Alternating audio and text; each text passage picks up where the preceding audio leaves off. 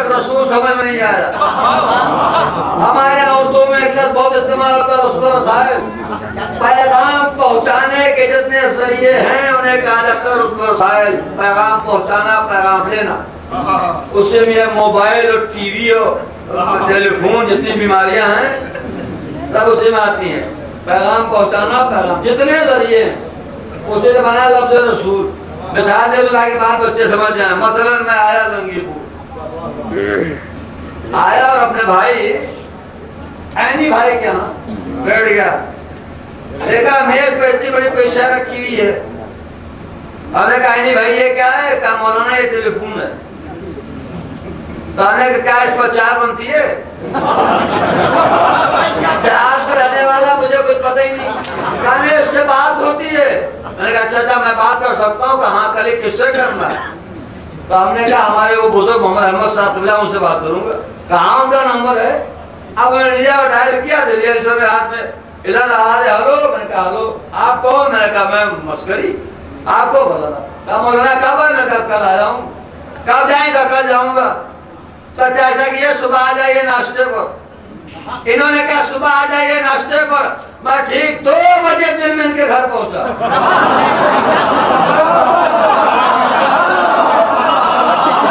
کہنے لگے مولانا ہم نے آپ کو صبح ناشتے بلایا تھا. میں نے کہا نہیں آپ نے ہمیں کھانے بلایا تھا. کہا نہیں ہم نے آپ کو ناشتے بلایا. ہم نے کہا نہیں آپ نے کھانے بلایا تھا. تو میں کیا میں جھوٹ بول رہا ہوں؟ تو میں نے کہا پھر کیا میں جھوٹ بول رہا ہوں؟ ہم نے کہا سنیے نہ آپ جھوٹ بول رہے ہیں میں جھوٹ بول رہا ہوں. یہ ساری خطا، یہ سارا قصور، یہ ساری غلطی اس ٹیلی فون کی ہوگی. وہ کیسے؟ میں نے کہا آپ نے کہا ہوگا ناشتہ، اس نے مجھے سنایا ہوگا کھانا. آپ نے کہا ہوگا ناشتہ، اس نے مجھے سنایا ہوگا کھانا.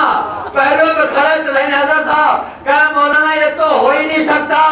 یہ کہے ناشتہ، یہ سنائے کھانا. میں کیوں؟ کہا اس لیے کہ اپنی طرف سے کلام ہی نہیں کرنا.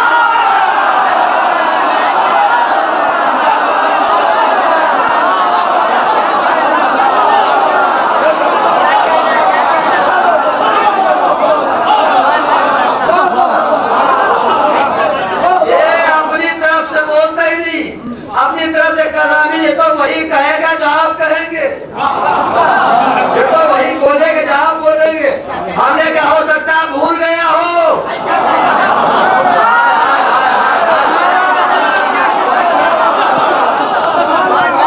ہو سکتا ہے بھول گیا ہو. کیا مولانا یہ بھول بھی نہیں سکتا. میں کہا کیوں؟ کہا اس لیے کہ اس میں ہلکی سی کرنٹ کی ایک لہر تو رہی ہے. کون نہیں سمجھے گا. ان میں ہلکی سی کرنٹ کی لہر تو ہو رہی ہے جو انہیں اسے بھولنے دیتی ہے نہ بھٹکنے دیتی ہے. ایک بات میرے سمجھ میں آ گئی. عام انسان کا بنایا ہوا ادنا سا ذریعہ اگر ہلکی سی کرنٹ کی لہر تو ہے تو نہ اسے بھولنے دیتی ہے نہ بھٹکنے دیتی ہے. وہ نبی جو نور مجسم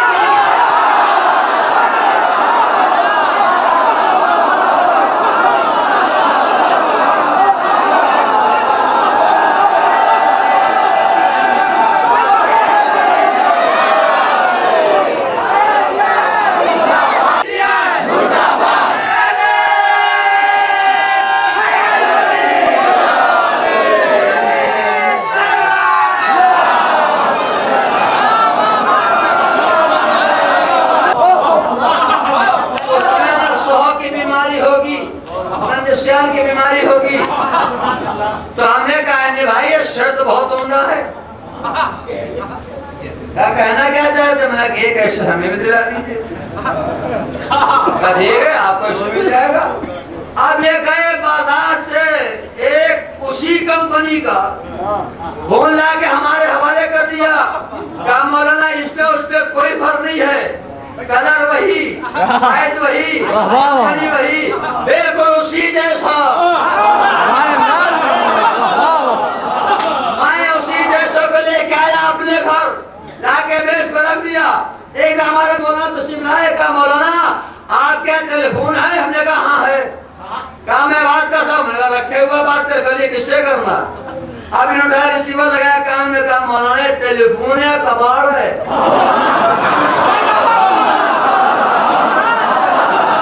میں نے کہا بھیا خیریت تو؟ کہا نہ اس میں کرنٹ ہے نہ کنیکشن ہے۔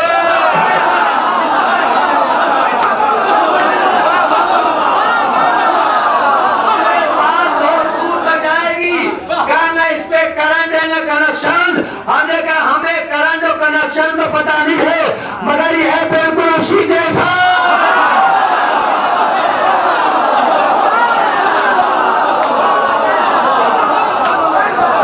بالکل اسی جیسا۔ کہا مولانا اسی جیسے کام نہیں چلتا، جب تک کرنٹ اور کنیکشن نہ ہو اسی جیسے کام نہیں چلتا۔ ایک بات پر سمجھ آ گئی، یہ سارے مولوی جو کہتے ہیں نبی ہمارے جیسے، نبی ہم سنیے گا، مولوی وہ ٹیلی فون ہوتا ہے جس میں نہ کرنٹ ہوتا ہے نہ کنیکشن ہوتا ہے۔ رسول اللہ اور بندے کے درمیان اس ذریعے کا نام ہے جس میں وحی الہی کا کرنٹ بھی ہوتا ہے، عصمت کا کنیکشن بھی ہوتا ہے۔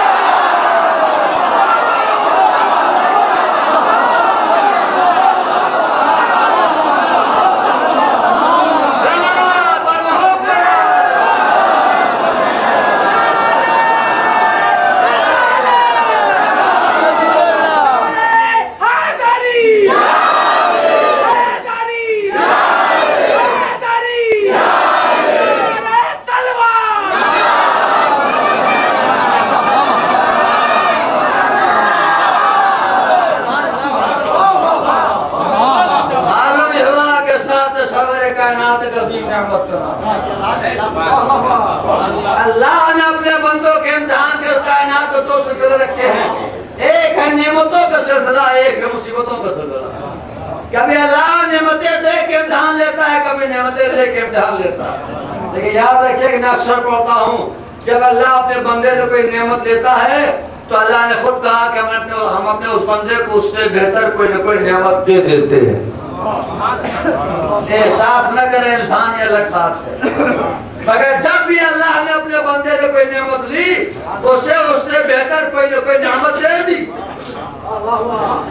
اور کیجئے گا دے دی۔ اچھا یہ ہے دعویٰ، اب اگر میں دلیل نہ دوں تو بات میں ضائع چلی جائے گی۔ ہمارے ہاں ممبروں سے اصحاب اہل بیت کا تذکرہ کم ہوتا ہے، قصور آپ کی سماعت کا نہیں ہماری خطابت کا ہے۔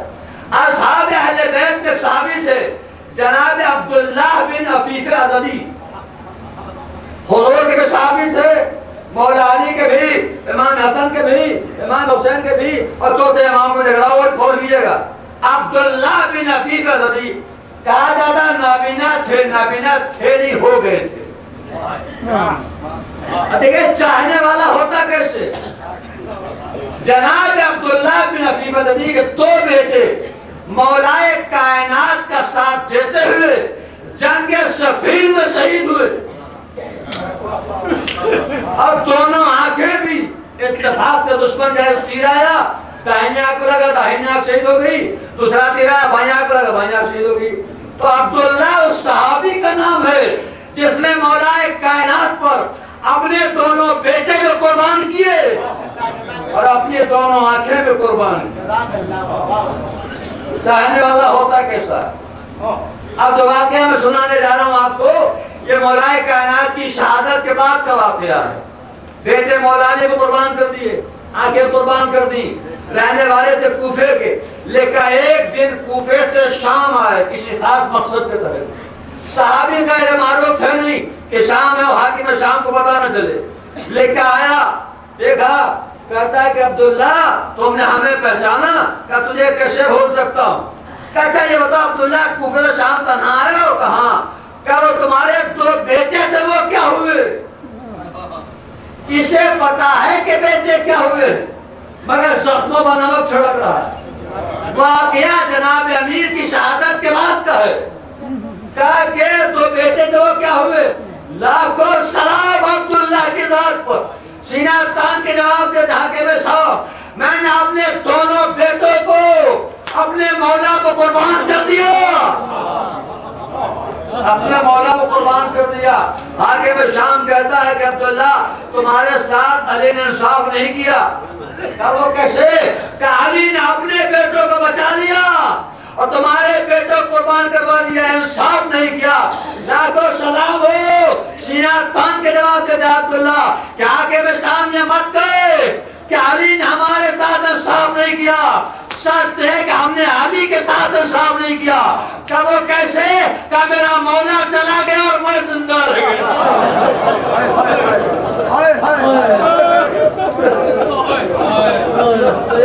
کہ ہم نے انصاف ہوتے ہیں چاہنے والے تو بیٹے قربان کروا دیے. آگے میں نہیں ہے. دیکھا ہے کہ آئے پھر شام آج ایک 5 برس کی بچی بھی ہے تو راستہ بتا رہی ہے. بچی نے کہا بابا راستہ چھوڑ ہٹا یہ کوئی آ رہا ہے. کہا بیٹی راستہ تب تو ہے نہیں آنے والا گزر جائے گا. کہا کہ بابا وہ تنانی اس کے ساتھ بہت سارے افراد ہیں. عبداللہ سمجھ گئے کون ہے. ہٹ گئے. آیا حاکم شام اترا. کہتا ہے کہ عبداللہ تم نے ہمیں پہچانا. کہ تجھے کیسے بھول سکتا ہوں. بات ہونے لگی ہوتے ہوتے بات یہاں تک پہنچی. کہتا ہے کہ عبداللہ تم نے قرآن پڑھا کہ نہیں پڑھا. کیا پڑھا ہے؟ کیا قرآن میں ہے یا نہیں کہ جب ہم اپنے بندے سے کوئی نعمت لیتے ہیں تو اس سے بہتر کوئی نہ کوئی نعمت دے دیتے ہیں.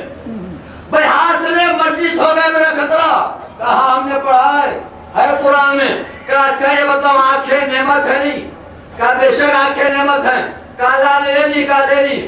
کہا اللہ نے تمہیں اس سے بہتر کون سی نعمت دی؟ اس سے بہتر کون سی نعمت دی؟ لاکھوں سلام عبداللہ کے ذات پر سینہ تان کے جواب دیتے ہیں. حاکم شام اس سے بہتر اور کون سی نعمت ہوگی کہ تو جیسا منحوس میرے سامنے کھڑا میں دیکھ نہیں پا رہا.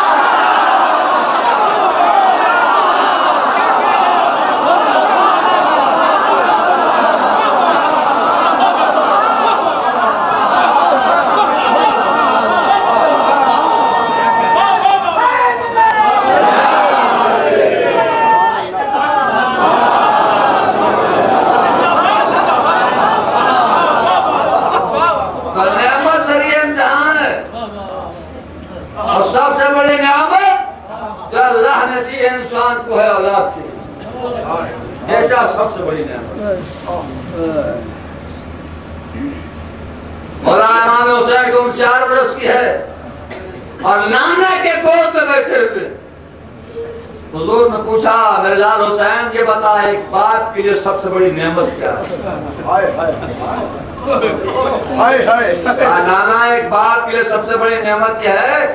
کہ اللہ اسے بیٹا دے اور پاک کی نگاہوں کے سامنے بیٹا جوان ہو جائے.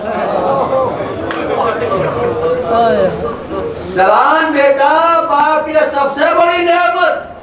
فوراً پوچھا اور میرے لال سب سے بڑی مصیبت کیا ہے؟